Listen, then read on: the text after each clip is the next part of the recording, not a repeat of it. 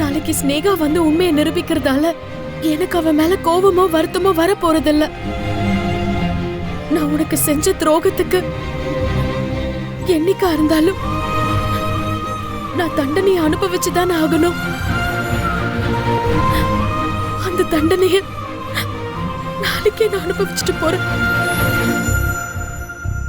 நான் தான் தப்பு பண்ணேன்னு தெரிஞ்சதுக்கு அப்புறம் அன்னபூர்ணி அத்தை மட்டும் இல்ல, என் அப்பா அம்மா பைரவி கூட என்ன மன்னிக்க மாட்டான். எல்லாரும் என்ன வெறுத்து ஒதுக்கிடுவாங்க. எனக்கு இப்படி ஒரு தண்டனை கிடைக்கிறது நான் சந்தோஷமா ஏத்துக்கிறேன் டாக்டர். நாளைக்கு என்னால உன் மேல சுமத்தப்பட்ட கலங்கம் சுத்தமா போயிரும்.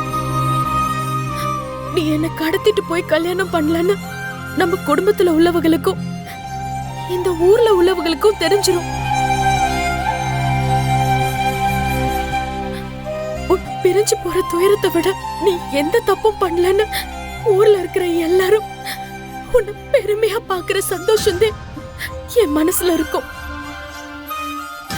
இனிமே நீ நினைச்ச மாதிரி ஒரு புது வாழ்க்கை வாழலாம் டாக்டர்.